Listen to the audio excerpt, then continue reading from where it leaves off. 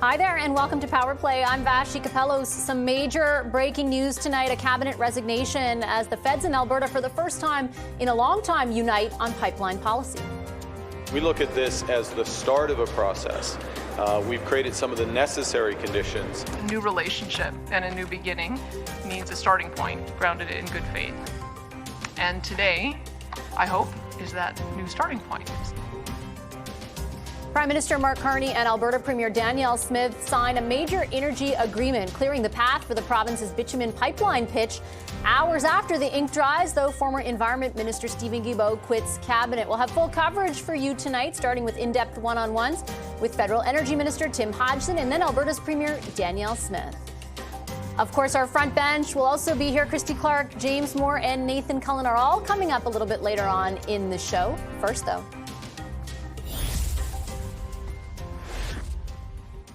We are going to start tonight with some breaking news. Prime Minister Mark Carney is losing a cabinet minister over today's energy agreement with Alberta. Steven Guilbeault, currently serving as the Minister of Canadian Identity, but formerly known as the Minister of Environment and Climate Change, and a longtime climate activist before he ran for office, is leaving cabinet but staying on, he says, as a Liberal MP. He says this is in connection to the federal government's Memorandum of Understanding with Alberta signed today.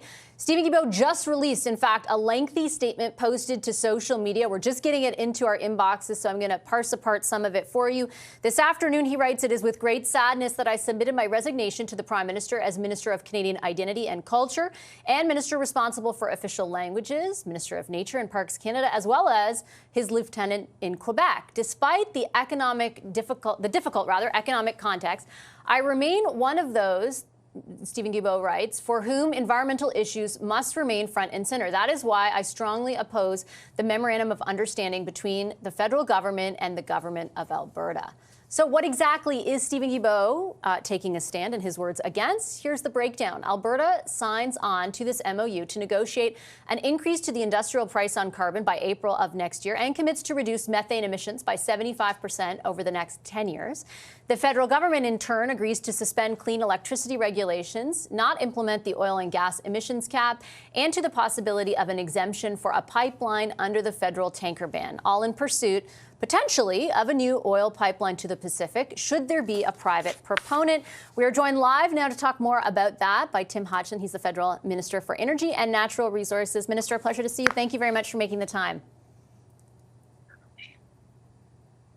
I actually can't hear you, and I apologize. It just, I can see your mouth moving, but oh, there you, now I have you. Thank you very much. My apologies for the technical difficulties. I have a number of questions about the substance of the MOU, but I do have to start off on the resignation of your cabinet colleague, your now former cabinet colleague, Minister Guilbeault. Did it take you by surprise? Look, Minister Guilbeault is a friend. I respect him greatly. He's been a very valued member of cabinet. I understand he's going to continue to be a valued member of caucus. And I think that's good for Canada. He is going to remain in caucus, but his statement is very, very specific in its criticism of the MOU just signed. In fact, he concludes it essentially by saying that the MOU, in conjunction with all the climate policies that have been walked back, are essentially why he arrived at this decision. Your portfolio is obviously overseeing energy and natural resources. Did it put you at odds with Minister Guilbeault, given the interest that he lays out here? No, I don't think so. Look, I think the Prime Minister has been very clear. We're at a hinge moment. We have an economic rupture in the world, given what America is doing. Nostalgia, as the Prime Minister says, is not a strategy. We need to respond to that. We need a secure and economically sovereign country. That means responsibly developing our energy and natural resources. That means diversifying our economy and building new trading relationships with people other than the United States. And we need to do that in partnership with partner provinces, territories, and Indigenous peoples. We share those goals. Those are the same goals that Alberta has. What the MOU does is lay out how we do that with Alberta. How do you expect, though, Minister, Canadians to accept the premise that you just put forward if you can't even have all of Cabinet on the same page? So I think this is a win from an environmental perspective. We get, as part of this agreement, we get agreement on an industrial carbon price. We all know that is the most effective way to get to net zero. This was not working well in Alberta before this agreement. We now have a path for that to be working well. We get agreement on the building of the Pathways project, the largest single carbon capture, utilization, and storage facility in the world, the biggest project in the world. We will be the first country in the world to step change the carbon intensity of our oil and gas industry, dramatically reducing it. It would take the equivalent of 4.75 million cars a year off the roads. That is a win. We get agreement on methane regs. Methane is 4 times more polluting than carbon dioxide. This is the most economically efficient way to drive towards net zero. We get cooperation on environmental assessments, where in the past we weren't working constructively with Alberta. If we get to a pipeline, we have agreement that we will use Canadian steel. That is a win for Canada. And we get agreement on closer interties between the grids across Canada, in particular between Alberta and British Columbia and Alberta and Saskatchewan. Those are all wins. And I take your point on all of that. If though, in the aggregate, in your point off the bat about this being a win for climate were true, would Minister Guilbeault not still be in cabinet? And I'll use just one example. You brought up the industrial carbon price. I interviewed Premier Smith right after this announcement, and I asked her multiple times, literally over and over again, if a new pipeline isn't constructed, which is a possibility because there might not be a private proponent, do you still agree that the industrial price on carbon will increase? She would not unequivocally say yes, and I asked her over and over again, is this really the win on climate that you're saying it is? So the Memorandum of Understanding lays out a path. It lays out a process for getting to those shared objectives, creating a more economically sovereign economy, about diversifying our trade away and building new trade partners in addition to the United States, and by doing it in partnership with provinces and territories. At the end of the MOU are a series of work items. They're all laid out there clearly with timelines. We have work to do. This is going to be a lot of work. This is going to, but that's what Canadians want. They don't want people to dream nostalgically about the past or pretend there's a magical solution. They want people who are willing to do the hard work and try and make our country more secure, stronger, working to grow our resources. That's what they want us to do. That's what the MOU lays out. Are people, though, Minister, who care about the climate, particularly to the degree that Steven Guilbeault does, just nostalgic? I believe we are at a time where the world is in a very difficult place. Our economy is in a difficult place. We need to do both. We need to grow our natural resources, and we need to do it in an environmentally responsible way. We need to do it in partnership with provinces and Indigenous peoples. The MOU lays out the path for doing that. It will be hard work. It would be nice if we didn't need to do that hard work, but we need to do that hard work. And Canadians expect us to do that. That's what this government's going to do. Why wasn't more of the hard work done on the partnership front when it comes to BC in particular in advance of today's signing? Premier Eby, has staked out a very clear position. He said he learned, for example, last week of the prospect of what could be in this MOU from reading about it in the paper. Why didn't your government do more to bring him and his government into the fold in order to ensure that the prospect for whatever you do want to see go ahead from an economic perspective actually happens? Was that a mistake? So this government works with all of the provinces and territories. Our Prime Minister regularly talks with all of the premiers. I talk with all of my counterparts. I know our Minister of Environment does the same with her counterparts. I will be going to British Columbia tonight to meet with my counterparts and meet with the Premier tomorrow. What I can tell you is this agreement is very clear. We need to work together with British Columbia. It's part of the agreement. It calls for a trilateral table to advance things. And it is very clear that to do some of the things Alberta wants to do, it needs to work with British Columbia. That's something that Danielle Smith has said she wants to do and she's committed to doing. She also said very specifically today that the MOU contains nothing that would afford BC even an effective veto. I know there's not a constitutional one, but even something that amounts to an effective veto. Do you agree with that position? What it says is we will work together to do something that is in the benefit of both provinces. We are committed to doing that hard work. We're committed to sitting down with them. I'm not going to prejudge outcomes. I believe this is a country where all Canadians want their politicians, want their premiers to work together and try and get to a better place for Canada. We are in a hinge moment. We are in a time of economic rupture. Canadians expect their leaders to sit down and work together and work out these hard problems. And that's what we're committed to doing with every premier of every province and territory. I'm not asking, though, based on a hypothetical. Premier Eby, on multiple instances, has been unequivocal about his position. This pipeline is a no-go. So I'm asking you if you agree with the Premier's assessment that ultimately that decision will be the federal government and that there is no effective veto for BC. So it is a hypothetical because there is no pipeline today. We don't have a route. The Premier Smith, but you just wrote an entire MOU then on a potential pipeline.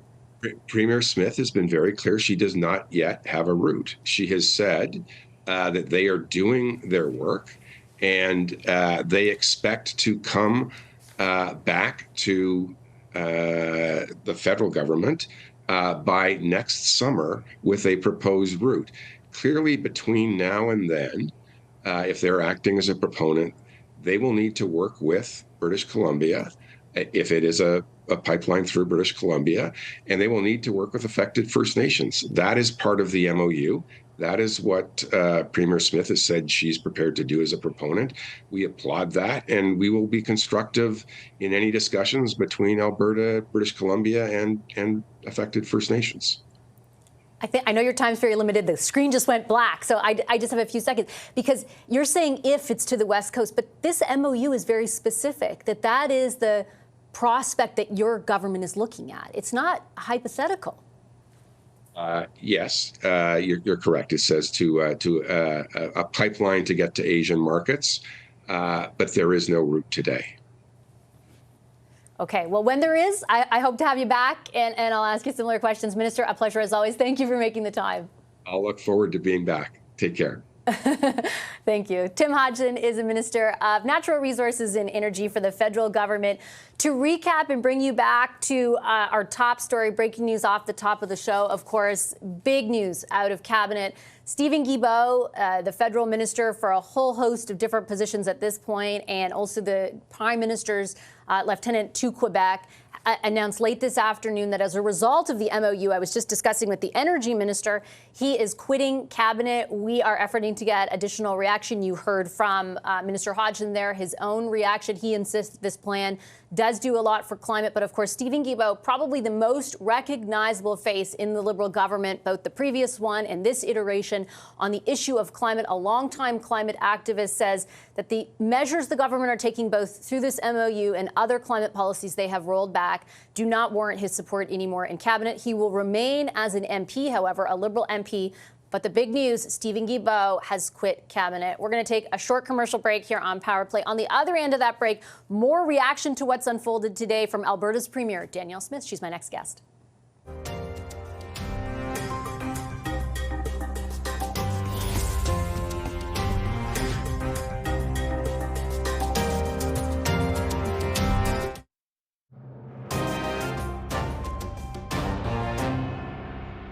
In what year will construction begin on a new pipeline to the Pacific. Canada and Alberta share the same ambitions. Diversify our export markets, make Canada an energy superpower, and build a stronger, cleaner, more independent, more competitive economy. All right, he can't tell us the year in which construction will begin. Can he tell us in what decade will construction begin on a new pipeline to the Pacific? Alberta has committed to work with us on clean electricity regulations. They've committed in this agreement to work towards a stronger industrial carbon price. Welcome back to Power Play and our top story. Alberta and the federal government have signed a memorandum of understanding that paves the way for a new bitumen pipeline as long as certain conditions are met and a private proponent comes forward. The deal marks a historic reset of relations between Alberta and Ottawa, but not everyone is on board, including Cabinet Minister Steven Guilbeault, now former Cabinet Minister Steven Guilbeault, who just about an hour ago announced he would resign from Cabinet but remain as a Liberal MP because of this memorandum of understanding. I spoke with Alberta's Premier Danielle Smith immediately after she and the Prime Minister made their announcement, so a few hours before Minister Guilbeault quit Cabinet. Have a listen to our conversation. Premier Smith, it's a pleasure to see you. As always, thank you so much for making the time. Hi, Bashi. I was listening to your press conference very closely just a few moments ago, and my impression was you were speaking as though it's kind of a done deal with this pipeline. And I just wanted to be clear for our viewers. If there is no private proponent, this pipeline doesn't get built, correct? Still? That's what it says in the MOU. We're looking to have a private proponent build it. And that's, I think, the whole purpose of this exercise with the Major Projects Office, is that we want to ensure that we've got a regulatory process that is not only predictable, but will also result in a positive outcome. And once we get to that point, I have no doubt that a private proponent, either a single one or a consortium, will step forward to build it. And that's what we're working towards. There is also language in the MOU, though, around a backstop, about the potential backstop, I should say, at both the federal and the provincial level when it comes to Indigenous co-ownership. What does that mean? Is that in the form of loans? Or, to be clear, again, for Albertans and Canadians watching, like, is there any taxpayer money going into this thing? Well, I can tell you the approach that we've taken, which I'm pleased to see that other provinces and the federal government have replicated, is offering loan guarantees. One of the insights that my predecessor, Jason Kenney, had was that one of the reasons why bands are not able to take on ownership stakes is because they need a bank to ensure that they will underwrite the loan. And that's what we step in with. We do it through our Alberta Indigenous Opportunities Corporation. We have the ability to underwrite up to $3 billion in loan guarantees. We're about $750 million right now on a variety of projects. And that's what we would put towards this, is the offer of a loan guarantee. I think the British Columbia government has something similar. The federal government does as well. But that has proven successful, especially on these kinds of projects that have a long-term revenue stream associated with tolling once they're up and running. But that's the limit to the backstop that you would provide with taxpayer dollars, correct? Like, it would come in that form. It would not be through any other means to fund the construction of a pipeline. That would be the intention, definitely. The intention, or what will actually happen? Well, look, Coastal GasLink is partially owned by AIMCO. The Caisse de dépôt et placement owns a portion of the DP World ports. So there have been instances in the past where various pension funds have come in and also had a portion of various pipeline infrastructure and other projects, as long as they're profitable and have a revenue stream. But those decisions aren't made by me. They're made by the various pension fund managers that we have. You referenced a conversation with Premier Eby last night, as well as Premier trilateral talks. The MOU talks about engagement with coastal First Nations, as well as, or First Nations more largely, as well as the province of British Columbia. I have to ask, look, I've conducted a number of interviews with the Premier of British Columbia on this subject. The one thing that confounds me is why he wasn't brought into the discussions earlier. Did you and the Prime Minister put the prospect of this project at risk by not bringing him and coastal First Nations into the fold earlier? And if so, why? Well, I know I've done many, many conversations with you where I think every press conference, every time I was asked about this, I said that we were in conversations with the federal government over this, that we were going back and forth, that we had multiple different drafts, that we had a negotiating team. I've been talking about that for months. So the reason why we had to is most of the elements of this deal are related to Alberta. Removing the emissions cap was vitally important for us to get all projects going ahead. Getting the carve out on the clean electricity regs, that applies to Alberta because 90% of our power grid is natural gas, and various other elements. The greenwashing bill to be able to get that also repealed. So there were a number of things that we had to do here to restore confidence in developing the production side of the business, but also restore confidence in being able to deploy new electricity infrastructure as well. So most of the MOU deals with creating an investment climate for Alberta. And then the federal government, as you know, is solely responsible for cross-border infrastructure, including pipelines. That's been litigated before. And I'm glad to see that the Prime Minister has an intention to work with us on that. And I take your point about a large part of this applying to your province, but there's another big part, if this pipeline does go ahead, that clearly applies to British Columbia, including the potential removal or exemption. I know the language is very specific in the document around the tanker ban. The point that Premier Eby has made is that even speculation around that has put very real, as he characterizes it, projects around LNG at risk because coastal First Nations have supported those projects because there is a tanker ban. I have heard you on multiple occasions talk about the imposition of laws that you consider bad and put investments in your province at risk. Why would you participate in a process that does the same for another premier? Can you understand how he feels? Well, I believe in the Constitution, and so I know things that are intra-provincial projects are the responsibility of the province, but ports are federal jurisdiction, cross-border pipelines and transmission lines are federal jurisdiction, and trade and commerce is federal jurisdiction. You cannot have a province blocking access of another landlocked province to get their products to market. That's been determined by the courts. And so we're very pleased to already start the consultation and with the nations, including coastal First Nations. I had a very pleasant conversation with the Haisla chief yesterday, and they made it very clear that they're open to all kinds of work with Alberta on all kinds of products, maybe not as enthusiastic about bitumen, but they're also excited about expanding LNG and also expanding additional export opportunities. So I would say I have not experienced what Premier Eby has described. I haven't heard a single nation that we've engaged with in British Columbia say that they're going to trade off one against the other. They're letting us know what their perspectives are. We're pleased for that. And we're going to keep on working with them to see if we can put together a consortium that will also be able to own a portion of this new line.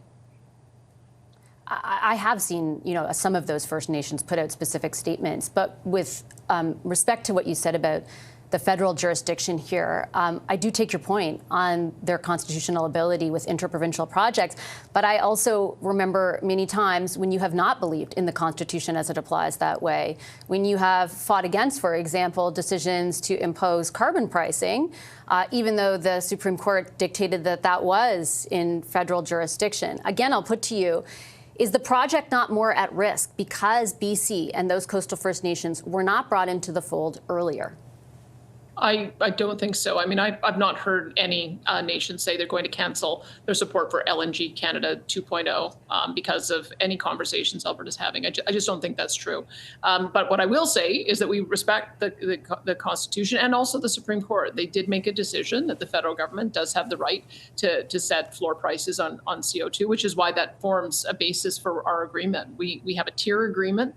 It's our approach to how we do carbon pricing, which we've been doing, incidentally, since 2007. So other jurisdictions have followed us, sometimes by decades. And we have to work collaboratively with the federal government. That's why that is part and parcel in the agreement that will come to a stringency agreement and figure out what the top rate would be. We want to have a balance of making sure that it's going to support the investment in carbon capture technology, but also not be punitive to our industry so that we have the ability to invest in those things. So I think that's what it's about when you have an agreement. There are certain commitments and undertakings we have to do, and there's certain commitments and undertakings that the federal government has to do. But I was very pleased to see that they've made great movement on the lion's share of the 9 bad laws that we put on the table. I will say, you're saying carbon price floor is okay from the federal government. You weren't saying that for a lot of years. That is a very different position that you're taking now because it appears to benefit other projects. Will you keep the increase, the 6-fold increase the Prime Minister just described when it comes to the industrial carbon price, even if another bitumen pipeline doesn't go ahead? Well, I think, again, that's not true, Vashi. We had a tier agreement before I came in that agreed that we would increase the price on CO2 for industrial emitters up to $170 per ton by 2030. We paused it this year because with the changes that we've seen in the world, the disruption in energy markets, we knew that that price going that high that quickly was going to be harmful to our industry. And now we're in a negotiation with the Prime Minister about what that is going to look like. So I hope we can come to an agreement where we've identified April 1st as a time for when we're going to announce what that agreement would look like. There's going to be some more negotiations that have to take place, but that's part of what happens when Canada and Alberta work together. I think we both benefit. Not everybody gets 100% of what they want, but I can tell you that we certainly moved the dial on many of the things that we did want to start getting investment from the private sector back into our province again. The Prime Minister just said that the industrial carbon price would increase, the effective, I think he said, rate of it by sixfold. I just want to be clear. Well, I'll ask the question again, Premier.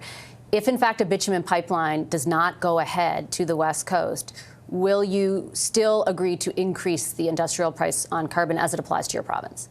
Well, as I said, it's a negotiation. I don't think if you look at the agreement, it doesn't talk about $1,000 carbon price in the agreement. It talks about $130 carbon price, and that's what we're looking at. So I would say that we have an agreement in place. We've got some parameters that we've put in there. There is no veto for any province. There is some acknowledgement that the price has to go up, but there's also an acknowledgement that that's going to be a negotiation. I'm looking forward to that. Is it contingent on a pipeline going ahead in your view? Well, I think what you've seen in the agreement is that the Pathways project going ahead is contingent on a pipeline to the Asian markets going ahead, and vice versa. The pipeline has to go ahead for Pathways to go ahead as well, and we're going to work on stage gating both of those things so they happen at the same time. I didn't mean the Pathways, my apologies. I mean the industrial price on carbon. We've always had an industrial price on carbon since 2007. The increase, apologies, the increase, Premier. Well, as I said, we're going to be negotiating that on April the 1st. We have to make sure it's at a level that is going to continue to keep our projects and our market competitive. You have to remember that in the rest of the world, most of the countries have a target of 2050. So I was pleased to see that we've moved to that same target of 2050 without having any interim targets. China, I believe, has a 2060 target. India has a 2070 target. And that, I think, is more in keeping with the idea that we have to give industry enough time to be able to invest and develop the technologies in order to make that achievable. But yes, there's an acceptance that we know $95 is not where it's going to stay and that it is going to rise. But the level that it's going to rise, how quickly and to what level, that remains a subject of negotiation that we'll have with Canada in due course, and hopefully have an announcement on April the 1st. Okay, I'll leave it on that note. A pleasure as always, Premier. I appreciate your time. Thank you. Thanks, Vashi. That's Alberta's Premier Danielle Smith. We've got a lot to unpack, not only about the substance of this agreement, but the political reaction. The federal government is down one cabinet minister. Steven Guilbeault quits a few hours after this MOU is signed. We're going to talk about that with our front bench, Christy Clark, James Moore, and Nathan Cullen. Join me. There they are on the other end of a short break. Stay right there.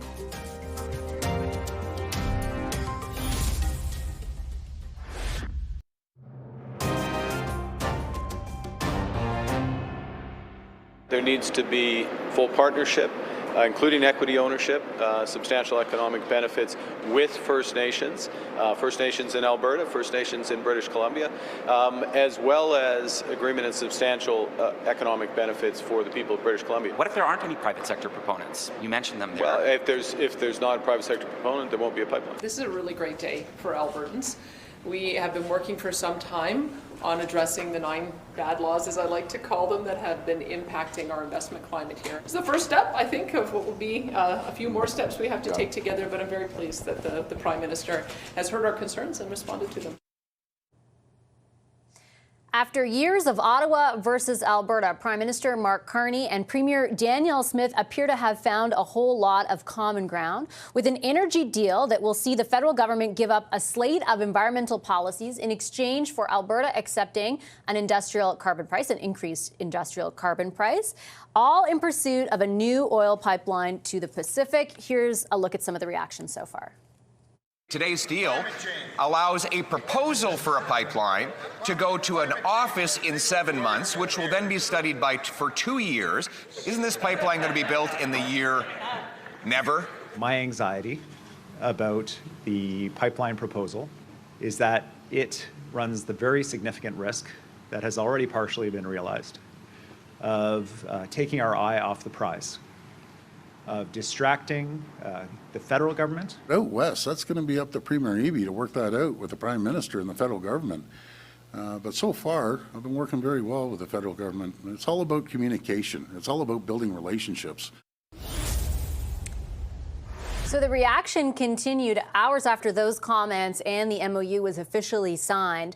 Steven Guilbeault, former Minister of Environment who served in a number of different capacities in the current cabinet, announced late this afternoon that he is quitting cabinet, remaining, however, as a Liberal MP in the Liberal caucus. He writes, "This afternoon it is with great sadness that I submitted my resignation to the Prime Minister." He goes on to acknowledge the Prime Minister's efforts to ensure the country remains united and all regions feel they have a voice in light of what's going on with the United States, but says, despite this difficult economic context, I remain one of those for whom environmental issues must remain front and center. That is why I strongly oppose the Memorandum of Understanding between the federal government and the government of Alberta. So Steven Guilbeault, former Minister of Environment and Climate Change under former Prime Minister Justin Trudeau, has resigned from cabinet. We've got a stacked front bench on tap to talk about the politics of that, as well as the substance of this announcement. Former BC Premier Christy Clark is here. She's a senior advisor with Bennett Jones. CTV political analyst and former Conservative Industry Minister James Moore is here. He's now a policy advisor at Edelman. And rounding us out tonight, former NDP MP and BC Minister Nathan Cullen is with us. He's a senior advisor at Strategy Corp. Hi, everybody. Good to see you. Hello. We thought this would just be about the MOU and then the announcement, Christy, late in the day from Steven Guilbeault. What is your initial reaction? Is this politically, or to what degree is this politically damaging to the Prime Minister? I don't think it's damaging at all. I mean, look, Steven Guilbeault is a man of principle, and he resigned on his principles, fair enough. But the thing is, Canadians voted for Build, Baby, Build. They voted for a Prime Minister who understands the economy and was committed to making big projects. So it's a little bit of a mystery to me why Minister Guilbeault would not have understood that when he offered himself up for office in Mr. Carney's government and then took a cabinet post. That's neither here nor there. I don't think this really affects the Prime Minister's direction here. I think, he said he was going to run on building big projects across the country. And what this MOU suggests is that he is prepared to be incredibly gutsy about it. He's prepared to risk people leaving his cabinet. He's prepared to risk the ire of the premier of the slowest growing economy in the country, in British Columbia. And he's prepared to stand up and actually make a decision to move something forward. And the thing is, Vashi, after a decade of nothing happening in Canada, slow economic growth across the board, this is really, really a pivotal moment for us. And I'm very hopeful that he can make this MOU work for the country, because we need to grow, we need to change. The only way to do that is to extract resources and ship them to diverse markets all over the world. And so, he's doing what he said he was going to do. This is why people voted for Mark Carney. And I'll just finish by saying this. I do think that public opinion in British Columbia has been badly misunderstood, because we have ended up with so many protesters and they make a lot of noise. But British Columbians have always supported big projects. My government did Site C. We did Coastal GasLink. We expanded one of the biggest mines in the province. And a whole number of other projects. And the public supported that en masse. So, it's not always without complaint. But British Columbians like Mark Carney, they voted for Mark Carney, and they want to see big projects get done. And I'm really celebrating today. I think this is a fantastic outcome. So there's a lot to unpack. I want to start off just on the politics that, as Christy described it, James, the idea that Canadians elected Mark Carney with this mandate of build, baby, build, whatever the slogan was at the time. I think that's true. But I don't think that the Prime Minister detailed to what degree he would roll climate policy back or in what way he would in order to facilitate that, which I imagine is generating the reaction from Stephen Guilbeault and others today. I think there are three reasons why Mark Carney is Prime Minister. One, he represented change relative to Justin Trudeau, and he represented change relative to Donald Trump. The second reason why is because Donald Trump was such a dominant force in the campaign, and he juxtaposed that, I think, really effectively. But a third reason why I think he was successful as Prime in the campaign is because the collapse of the NDP and progressive voters lent their votes to Mark Carney in exchange for stopping Pierre Poilievre and having a sort of a broad progressive coalition that would be a counterbalance to the threats across the country. Mark Carney, I think, to Christy's point, is that he is taking a political risk here, and you see that in Stephen Guilbeault. Stephen Guilbeault wasn't just a member of his cabinet; he endorsed Mark Carney for the leadership of the Liberal Party and put out an endorsement video and sat with him in cabinet through all of this process. Today's announcement in the MOU with the government of Alberta, I think, is a good day for Canada. It's a good day for national unity. It's a good day for compromise on both sides to try to move a project and a series of projects forward that'll be to an accretive benefit for all of Canada. But it also does represent some political risk, that Mark Carney is risking some of that progressive coalition that got him to the position of being Prime Minister in exchange for the hope that, frankly, the broad, moderate, and middle of the Canadian electorate will see some more virtue in Mark Carney than they were prepared to lend to the Conservatives under Pierre Poilievre. So this is perhaps a risk to Pierre Poilievre, but it's also a risk to Mark Carney if those center-left, progressive, New Democrat voters think that that he can't be trusted. And also, by the way, I think there's a question to be raised that Stephen Guilbeault says he's still a Liberal MP, but he's not sitting in cabinet. I don't know that that's sustainable, because a lot of the things that are announced in this MOU are going to require legislative change. And he's quite aggressive in the letter that you just read there, Vash, and it goes on further. And some of that will be challenged in Parliament. It's one thing to resign from cabinet. It's another thing to not actually support your government. And as you know, of course, it's a 2-vote margin in the Parliament of Canada. This puts the government on a very fragile footing. But there's no question that today, the MOU, the resignation by Stephen Guilbeault, this clearly represents the end of the Trudeau era of the Liberal Party. Yeah, I think it's fair to say that this does sort of demarcate a specific point, Nathan, between the previous government in many ways in this government. What kind of political risk do you see for the Prime Minister? I think that demarcation had already been made. I didn't know there was still remnants of the Trudeau era government hanging around. Well, Stephen Guilbeault was there. Yeah, but I mean, anyways, I actually don't think today is much about the Liberals or Stephen Guilbeault or even the politics that folks are talking about. I actually think this is mostly about economics. What James, what Christy are talking about in terms of the prosperity of the country, of being able to get big things done, as fellow British Columbians, they would well know, being served in the positions they served in federal and provincial politics, that you're not getting much done if you have direct and significant and determined First Nations opposition against you.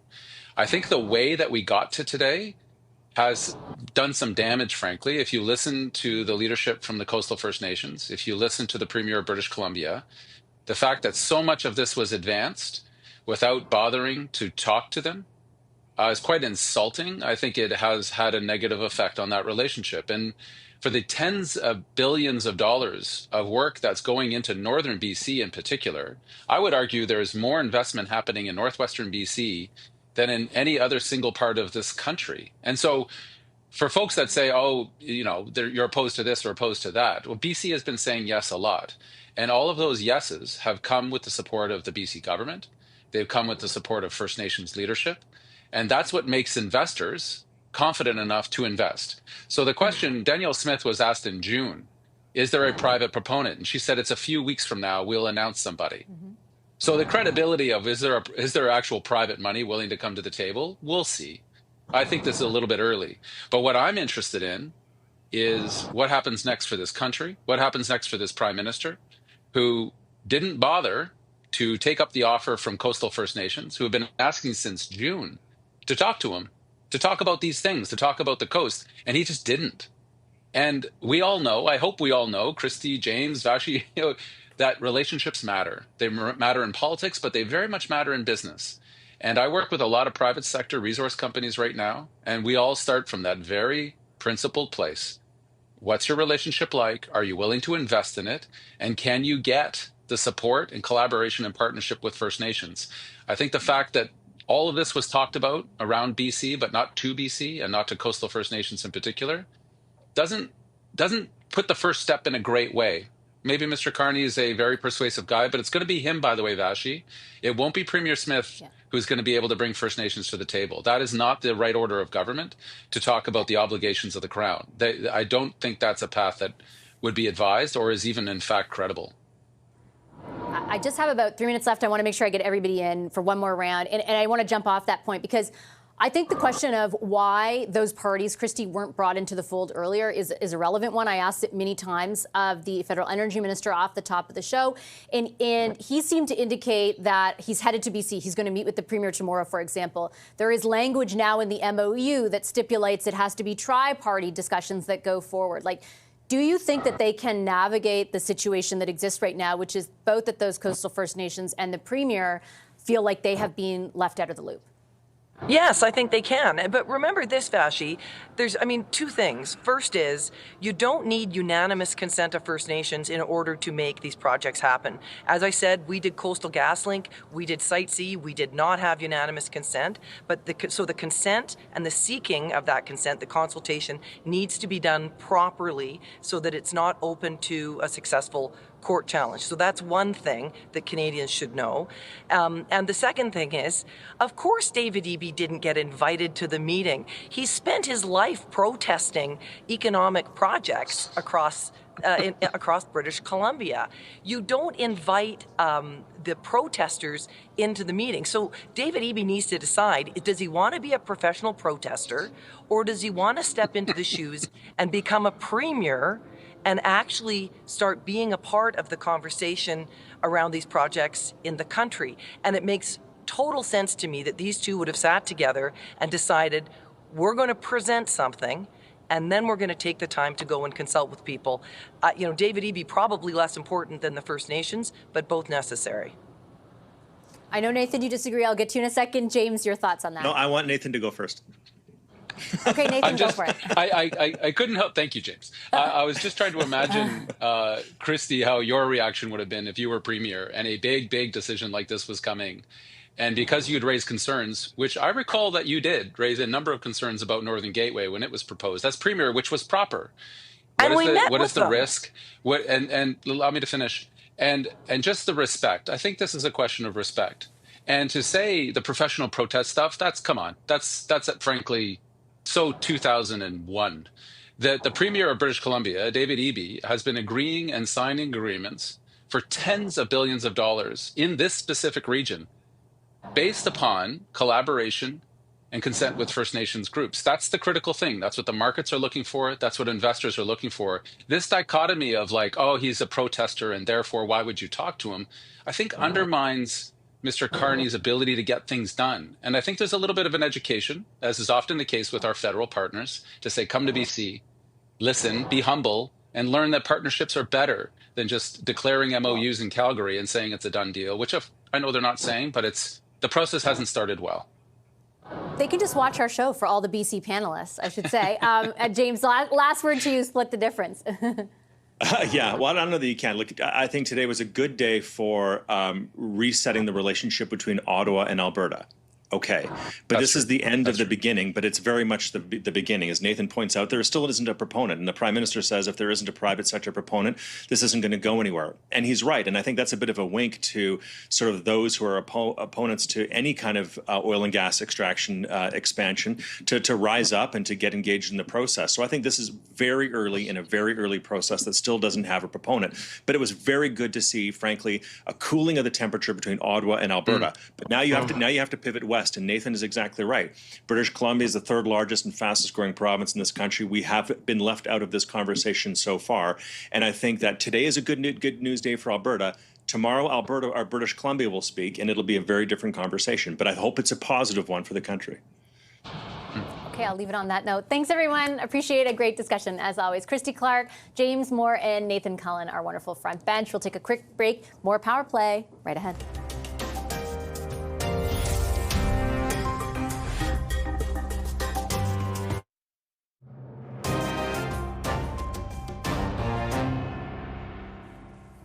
Ottawa and Alberta are rolling full steam ahead towards the next steps in the provincial pitch for a new bitumen pipeline to the Pacific Coast. And the Angus Reid Institute has new data out today on just how that project is being perceived by Canadians. Shachi Kurl is the president of the Angus Reid Institute. Hi, Shachi. Good to see you as always. Thanks for making the time. Hi, Vashi. Thanks for having me. What is public support, as you've measured it very recently, like for the prospect of a pipeline more largely to the West Coast? So there's the macro, the micro, and then the super micro. And so what I mean by that is nationally, there is support for this concept. When we ask Canadians, would you support the concept of an Alberta, BC, Northern Pipeline, 60% say yes. Now that level of support is lower in British Columbia. It's only 53%. And then when you get to asking people who live on Vancouver Island and the north coast of British Columbia, basically where at the terminus of such a pipeline, tanker traffic would presumably come down to get that bitumen to open water, that's where you see the highest level of opposition, the highest level of pushback to such a project. Okay, so let's talk a bit more about that then. Can you unpack what the opposition looks like? Well, again, it's very much, when you look specifically at British Columbia, it's really driven, as I say, regionally. Those are, it's the North Coast, it's Vancouver Island, where opposition to any kind of lifting of a tanker ban is highest. But Vashi, there's also a really huge political divide to this, not surprisingly. Outside of the North Coast and Vancouver Island, most people in northern British Columbia actually vote Conservative, both federally and provincially in BC. And Conservative voters absolutely love this idea, but BC NDP voters do not. And the bigger problem, the bigger challenge is among Liberal voters, federal Liberal voters in British Columbia, where more than half of federal Liberal voters say, hey, we don't want this project. We're concerned about the lifting of the tanker ban. And so it really then speaks to a political problem and a political challenge for Mark Carney, because he's the one out there saying, hey, let's get this done. We're seeing that synergy between Danielle Smith and Mark Carney. But in terms of really trying to diffuse any opposition, the challenge lies among federal Liberal voters in BC who say, this is not what I signed up for. I have just about 30 seconds left, but do you have a sense of how immovable that opposition is? No, I think this is still a very fluid situation. We're seeing lots of people, both in BC and nationally, saying they aren't totally sure how they feel about this project. They're not sure yet. And I think the pendulum, which has already been swinging one way, could start to swing back the other. It's just a matter of time. Okay, Shachi, thank you so much. Great to see you as always. Appreciate all the new numbers. Thanks, Vashi. Shachi Kurl is the president of the Angus Reid Institute. We're back in a moment.